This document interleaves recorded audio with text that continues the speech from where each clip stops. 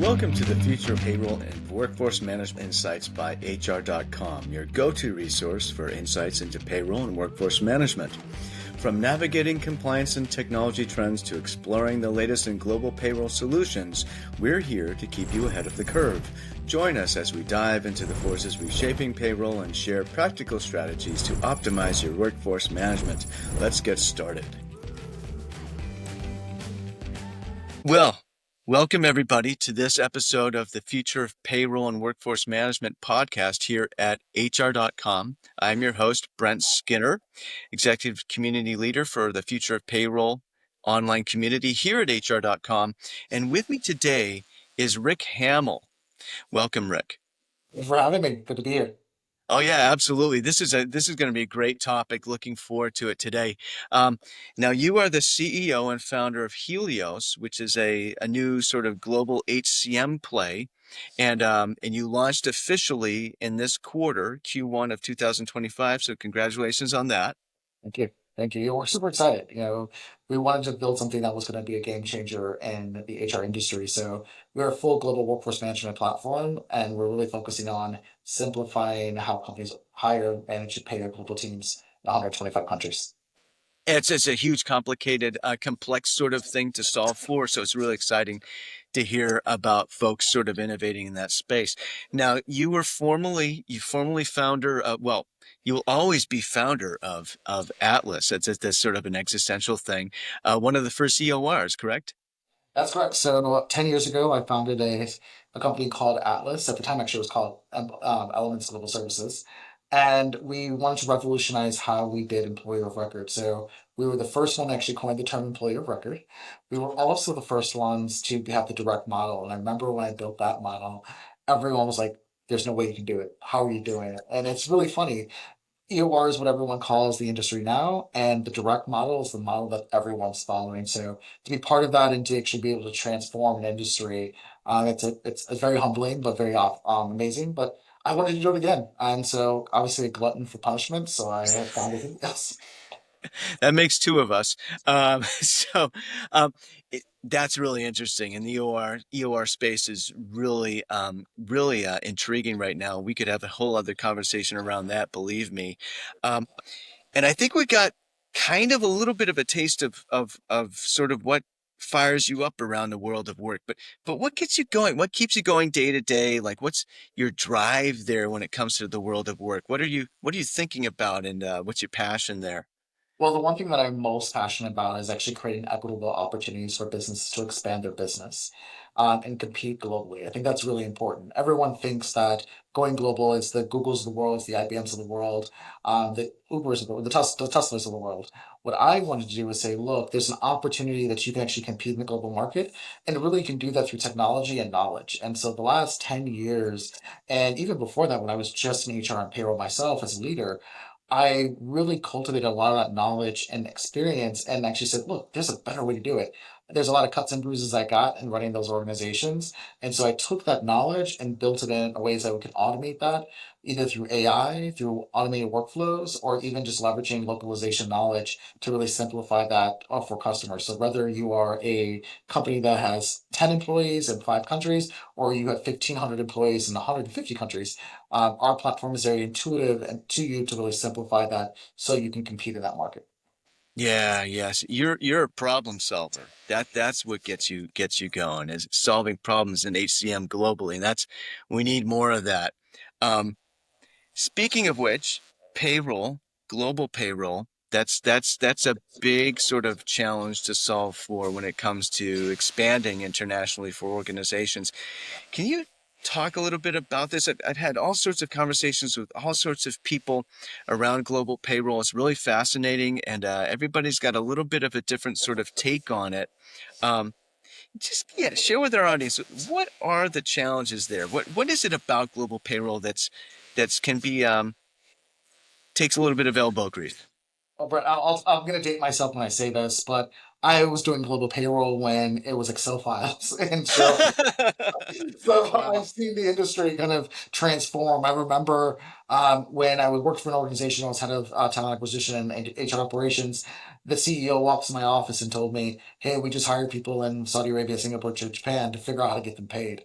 And I remember having to call my payroll provider and go, "I can't find the drop down for Singapore," and they're like, "We don't do global payroll." So I remember having to input all this information on Excel files, send it over via email or share file uploads. And I realized that the world has changed since then. There's been more automation. But what we're finding in the marketplace in the industry is that there's a really beautiful front end from a UI UX perspective, but the back end is still very manual, or they're leveraging third parties to actually do the payroll. We wanted to change the status quo. We wanted to figure out a way that you can get it done faster. Trying to process global payroll with 12 days, 15 days in gaps that actually time the moment you submit it to the time actually you get payroll processed. That's a lot of time. A lot of times things change within businesses. People leave. You've got notice periods. You've got terminations that happen. You got new hires that come on board, and we wanted to figure out a way to actually shorten that time frame to make sure that it was a lot more clear and a lot easier for employee or employers, but also so that you can actually focus on what you do best, which is running your business, not having to worry about so many different calendars within payroll. So being a disruptor is not following the status quo. So we were very much focused on how do we get that information. And we interviewed a lot of companies, a lot of beta testers, and really built the niche. We built something that was a little bit easier. And what we did was we've said we did that through automation using AI to make sure that we're doing the calculations correctly and partnering with local countries to make sure that we have proactive approaches in how things need to be calculated from a payroll perspective and that payroll engine within our systems. That's interesting. Now I know we want to get into how payroll can have a direct impact on actually talent acquisition and retention, and we're going to get to that. Um, but you said something here that really interested me around the AI. We're going to get through an HCM podcast without talking about AI, right? That's. But maybe you could just do a little bit of a deeper dive into what you see AI's potential being when it comes to global payroll. Yeah, I think people have kind of a misconception of what AI really is. I don't I think, look, there are companies who use AI just for a chatbot or a tool, but I think AI can be leveraged for much bigger opportunities within payroll itself. You can teach AI to understand certain patterns, certain approvals. You can also teach AI to make sure they look at kind of what corrections you've had in the past to make sure that you don't make those mistakes again. You can teach AI actually to be proactive in your approach. How do you offboard an employee? How do you terminate an employee? And how do you leverage that within the platform to make sure you're gathering all the information you need proactively versus trying to speed and try to get payroll done at the last minute? So AI for us, as we in our AR tool is called our IQ. We're very much focused on how do we be proactive and take away the administrative tasks that cause time and effort and burden for employers, and actually leverage that to do those tasks that our clients can be more strategic. So I'll give an example of that within our tool. I'm onboarding an employee. Our AI tool can actually read the employment agreement both in English and the local language. It can then extract all the information to actually start onboarding that employee, send the onboarding documents to the employee, and start the onboarding process and get everything put into payroll with one click by just uploading that employment agreement. So really thinking about the 15 steps I would have had to taken before historically with global payroll to get someone in the platform. And in many cases, having to use multiple platforms or multiple tools to actually get them in. With one upload, our AI tool can actually get you ready to actually send that out to the employee, get them onboarded and payroll with a matter of minutes versus a matter of days. Let's talk about that a little bit more, that shortening the time to onboard somebody into payroll specifically when they're being hired. You mentioned 12 to 15 days uh, a few minutes ago, and how a lot can happen within those 12 to 15 days when it just comes to processing payroll, especially when you become global, those variables, exponentiate, right? So there's that, but also the streamlining of the onboarding of a person when it comes to payroll specifically, because let's face it, the primary reason most people are working is for a paycheck, right? I mean, there's other reasons too. We all find meaning in our work. A lot of us are entrepreneurs or whatever. We want to create too, but let's put it this way, very few people have the luxury of working without getting a paycheck. So that's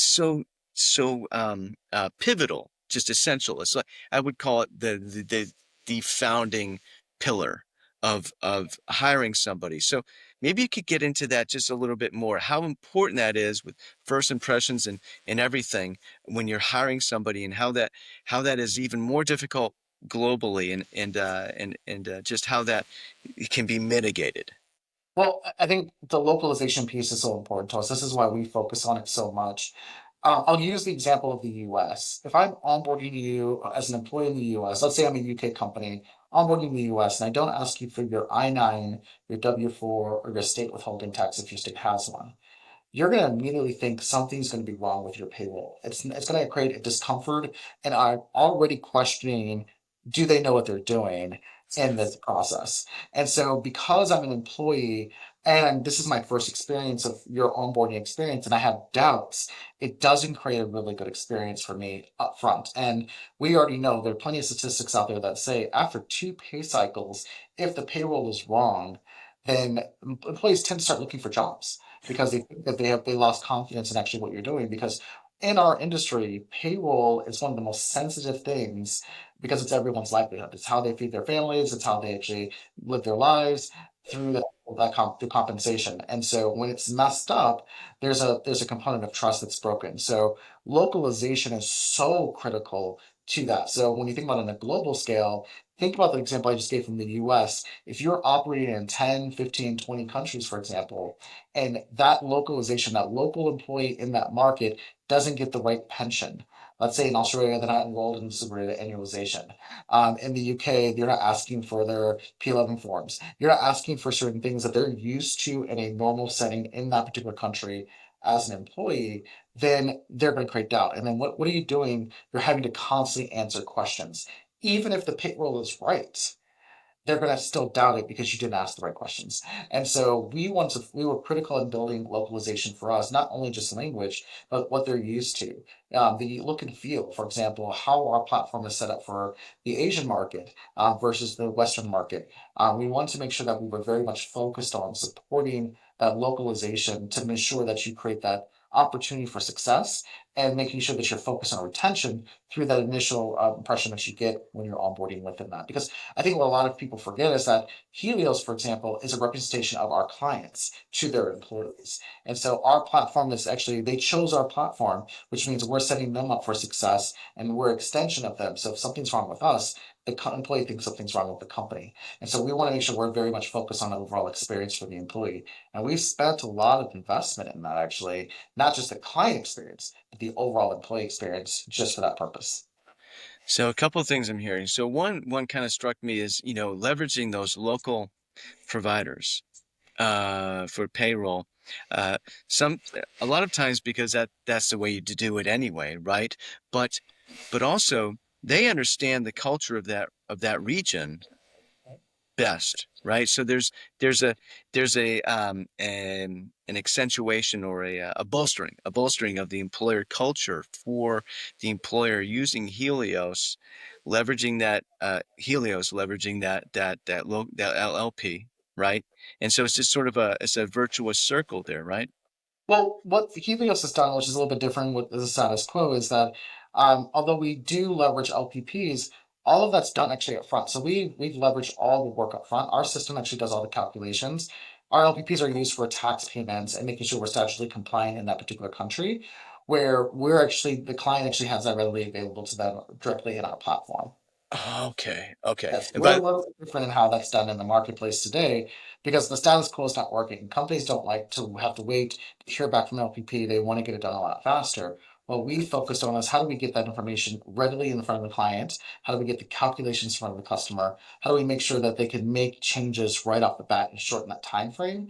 And then make sure our system, and this is how we leverage some of our AI, this is how we leverage some of our workflow management. We've spent 2 years building out 125 countries to really understand the legalities and the requirements in those countries in ways that when laws change, our platform gets updated. And we QC ourselves through AI, through our automation workflow, and through our API integrations. Interesting, interesting. You mentioned some stats out there around employee retention and payroll errors, right? And there's more than there's several studies out there. and they hover around the same. They sort of corroborate. They're not exactly the same percentage, but they all corroborate each other. They're all in the same neighborhood. It's a good amount more than 50% of your employees are going to consider working elsewhere after one or two payroll mistakes. And so that's absolutely critical. Um, can you share maybe an example, maybe sort of an illustrative, possibly even a crazy example of a payroll onboarding situation that you saw somewhere in along your travels that really galvanized you even more to solve this problem? Yeah, I think that the big one was payment flights. I think that was the most important. How do you make sure people get paid on time? How do you understand how money movement happens around the world, especially with banking laws, especially with foreign in and outs within a particular country. Also, your FX rates. Also, how do you make sure employees receive every dime that you're supposed to give as well? And then how do you make sure that it's compliantly received so that it's compliant in that particular country? I saw a lot of that over the last 10 years of just trying to get people paid on time and making sure that it was done compliantly. And so there's never been a rule book that's been you can go online and just figure out every rule for every country at every time. It's a lot of it comes from their experience, but making sure that you make that commitment for on-time payments was really important to me. And so that probably galvanized me the most as I kind of thought through like how do you make sure not only are you committing to employees that you're going to pay them, but you're going to make sure that they pay it on time. And I'll actually caveat that just a little bit as well. It's very funny. The date someone is paid is extremely important because I saw where if you're late, obviously there's a concern behind that because you're late, but also if you're early. If you're consistently early and there's never a actual date, people can't plan. So I also saw where maybe your payments landed on the direct deposits landed maybe a day or two early, and it wasn't always consistent. So then employees were also frustrated about that because they're like, wait, when am I actually getting paid? And their contract may say the last business day of the month, but they were constantly getting paid 2 or 3 days in advance. So when it didn't hit 2 or 3 days in advance, regardless of what their contract said, then they're like, something's wrong with my payroll. So Oh creating yeah, yeah. say and payroll on-time payments is extremely important to the success of any business, let alone a technology like Helios, because we better make sure that commitment it doesn't create doubt, if that makes sense. Yeah, that makes a lot of sense. Let's talk about compliance a little bit around payroll and how it affects all of this. Um, this is a wide open question. What's your perspective on the regulatory landscape just globally from a high level and what kind of a role it plays in maybe slowing down or speeding up innovation in global payroll? Look, I think that you always have really good players and you have bad players, imposters. And unfortunately, there are a lot of those that have come up in this industry, which is going to create more regulation within our industry. And look, I'm actually open to that. I think we need to have more regulation because we need to weed out the bad players in the marketplace. And so you're going to see some of that, depending on the industry, if it's contractors, employer of records, or global payroll providers. You're going to see a lot of regulation come in over the next couple of years. And you saw that in if we're looking at the U.S. and domestic market for a PEO, 30 years ago, PEO was kind of the wild, wild west, and now it's heavily regulated and it's regulated on a federal level, on a state level, and it's actually done very well for the industry because it made sure that there was accountability from the providers from there. I think that if you're investing and partnering with companies to do business like global payroll, meaning you're hiring us to do that on your behalf, there's a partnership and a commitment that we need to honor for you. And I think that's quite important and how, and I think regulation allows us to do that and actually fulfill that commitment because not everyone won't do it if it's not regulated. Um, so I think it's you're going to see more and more of it. Also, the world of work has changed. I literally was just talking about this yesterday, where I remember when I used to drive to work. Yeah, so do I. Office every single day, and it was the norm. There was no question about it. I mean, I think that we were starting to have conversations in 2019, 2018 about working from home 1 day a week, and you're like, oh, that's amazing. But the world now, it's remote, and trying to get people back in the office has become a challenge. And so you need technology that can adapt to that. You need technology that's going to be able to understand what that looks like. And so and also what it means from an employment perspective. I had a client the other day who's coming into the US. They're asking us to support the US and four other countries for them. And they're asking about workers' compensation. And workers' compensation is more of a US kind of structure. And they're like, what does that mean? And in some states, you cannot hire an employee, even register them in for payroll if that insurance is not in place or they're not registered in that particular state. And so it was a foreign concept to them. And I had to walk them through like why this is important. Having a partner that can do that for you, having a partner to explain if it's through technology or if it's through, you're an account manager, I think it's really important because you want to make sure you're doing the right thing by your employees, make sure you're doing it the right way overall. And so that's what we do and that's what we're focused on. And regulation only helps enable that within in the industry. Yeah, absolutely. If you're an organization that's looking to expand globally and looking to hire folks, you got to get your payroll right. And chances are you're not going to you chances are you're going to have a hard time sort of figuring it out on your own. It's going to cost a lot of money to do that all internally. It just makes sense to partner with somebody for that. Thinking about the future, what do you think is next in terms of global payroll and how it affects I guess we're really talking about the employee experience. Yeah, I think that right now the industry is trying to be innovative in how employees can get their paychecks a lot faster.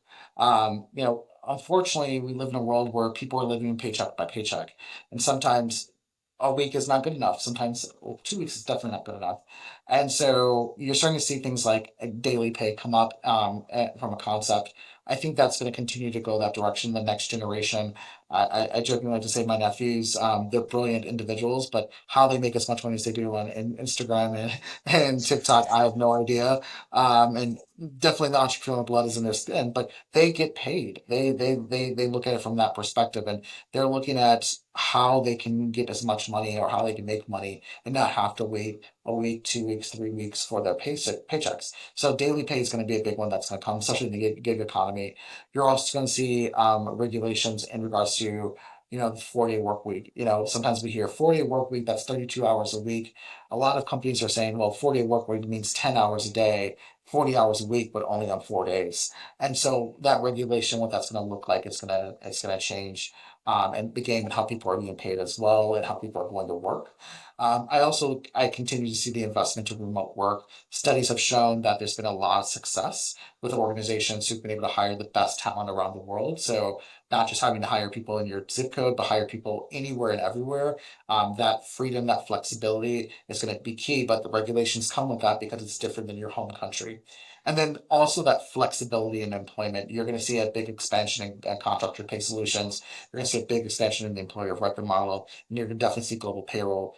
Not every company expands the same way. They don't expand equally on a global standpoint. So, having technology that can actually meet a client where they're at in their global expansion, I think is really important. And so you're going to see evolvement of that, especially in the industry, to make sure that they can support customers. Because one thing that we've seen in our research is customers do not want to work with 50 different vendors. They want one solution, they want one impact, and they want to be able to have a seamless experience for employees or contractors alike. And that's what you're going to start seeing more in the industry, more of that expansion. And to be truthfully told, you see a lot of that in some of our competitors out there now. Everyone's kind of looking at kind of the holistic picture in global expansion to be able to support their clients and where they're going. Yeah. Oh, so much wisdom shared there. Yeah, and the short version is I agree with you on all of that. And we could talk about it for another half hour or more. Um, and maybe we'll have you back on, Rick, to discuss some of that. No, pleasure's mine. Let me add one more thing to that, just really quickly. Sure. The expansion of AI is going to be really important in HR and payroll, and the AI agent is going to be huge, and how that's going to transform a lot of organizations, especially remote organizations. And I'm giving you a sneak peek, but some of that's coming with us. So we're really investing in AI and how we can support that. But companies are starting to think about how they can work smarter, not harder, and that component AI is going to allow them to do that, especially when they're expanding globally. Oh, that's intriguing. I'd like to see a demo on that. So we'll have to make it happen. Coming Okay, soon. one. Well, thank you so much, Rick. Again, it's been great having you on the podcast, and we'll definitely have you back. Thank you. Thanks for tuning in to the Future of Workforce Management and Payroll Insights by HR.com. We hope today's episode brought you valuable insights and fresh perspectives on the future of payroll and workforce management. Be sure to check out more episodes and explore resources at HR.com/podcast or wherever you listen to podcasts. Until next time, keep innovating and making a difference in the world of payroll and workforce management.